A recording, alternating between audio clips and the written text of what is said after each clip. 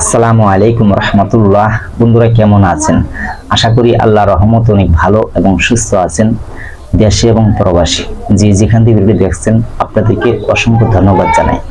আজকে আমি এমন একটি ভিডিও নিয়ে হাজির হয়েছি যে যারা নাকি কবিরাজি শিখতে চান বা এই কবিরাজি কিছু গোপন কথা রয়েছে, যে কবিরাজি শিক্ষার গোপন বিশেষ কিছু কথা বলবো, যে এই কথাটি আপনি জানতে পারেন বা শিখতে পারেন তাহলে আপনি কবিরাজি করতে পারবেন বা কবিরাজি শিখতে পারবেন।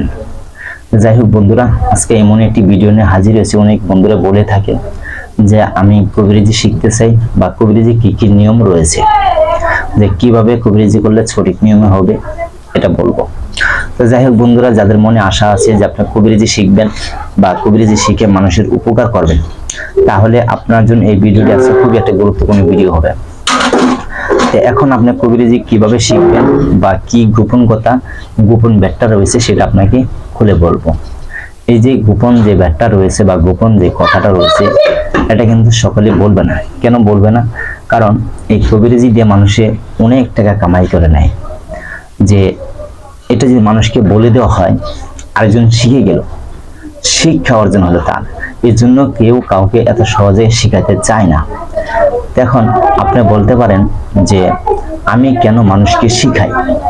কারণ আমার জীবনে আমি 28 বছর পরিশ্রম করছি শিক্ষার লাইনে। আমি জানি কত কষ্ট লাগে শিক্ষা অর্জন করতে। কেউ এত সহজে শিক্ষা দেয় না। আমার জীবনে কম করে 2 থেকে 300 উস্তাদি বেঁচে করছি, কেউ আমাকে শিক্ষা দেয় না। আল্লাহর কাছে কাঁদছি, চাইছি, রাতের পর রাত আল্লাহর কাছে চাইছি।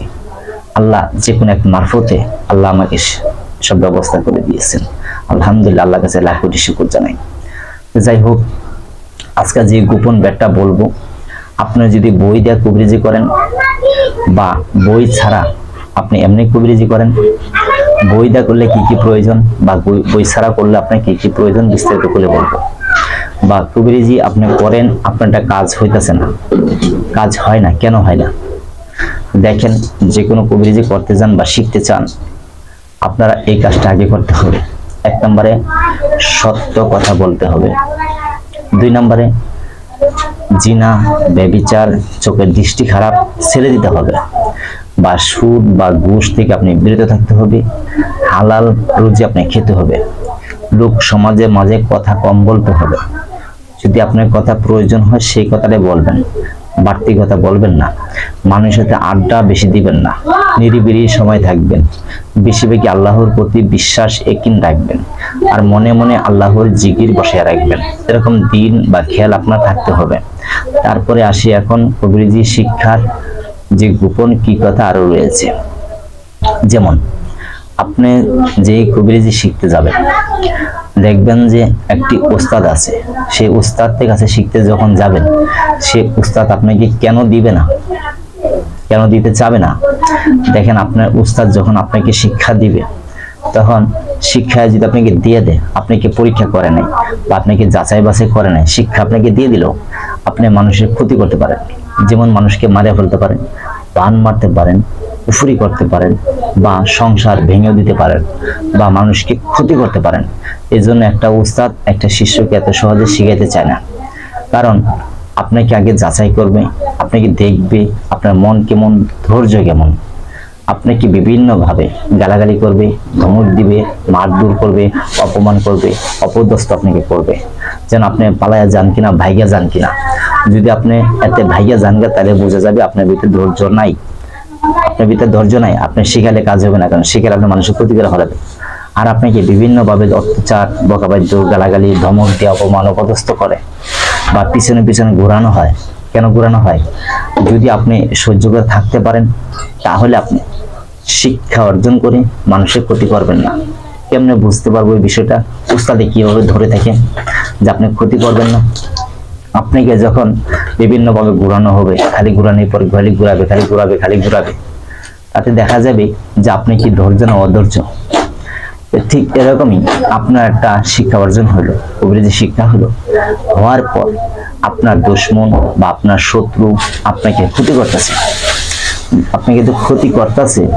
এখন যদি আপনার রাগ খুব বেশি থাকে, তাহলে সে আপনার ক্ষতিগুলো তাকে আপনি ক্ষতি করে দিবেন, মেরে ফেলতে পারেন, অসুস্থ বানায় করে ফেলতে পারেন। বা তাকে আপনি নষ্ট করে দিতে পারেন, তার লাইফটাকে নষ্ট করে দিতে পারেন। আপনি এই কাজটি করতে পারবেন যদি আপনার ধৈর্য না থাকে।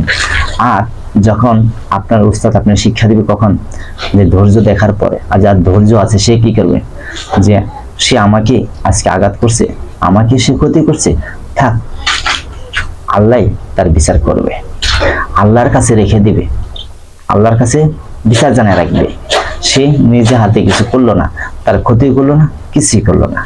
এমন আছে সে 10 বছর বা 20 বছর, 5 বছর, 6 বছর পরে সে ভালো হয়ে যেতে পারে, সে তবাও করতে পারে, আর জীবনে মানুষের ক্ষতি করব না।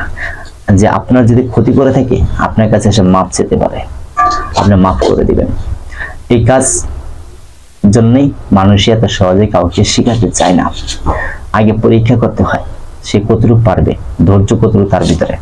ধৈর্য থাকলে শিক্ষা হয়, ধৈর্য ছাড়া এত সহজে উস্তাদে ছাত্রদেরকে শিক্ষা দিতে চায় না, মূল শিক্ষা দিতে চায় না।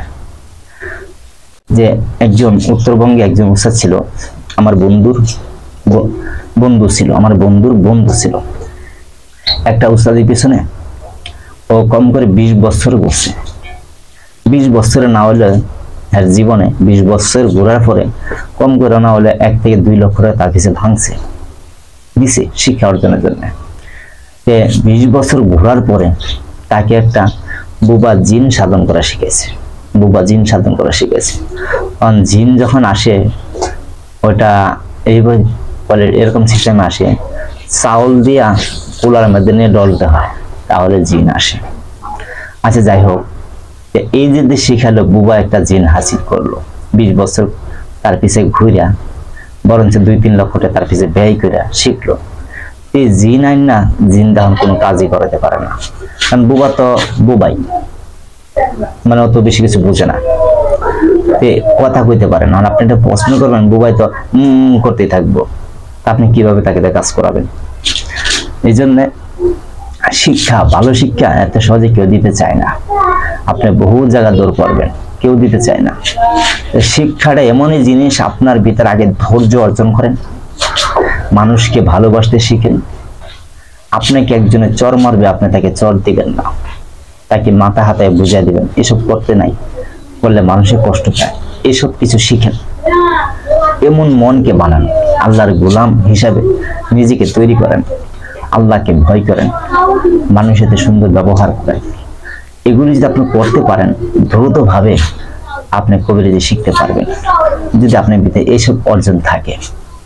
আর যেসব না থাকে, উস্তাদি পিছনে 20 বছর না 100 বছর ঘুরেন গা, শিক্ষা পাবেন না, কেউ আপনাকে শিখাবে না।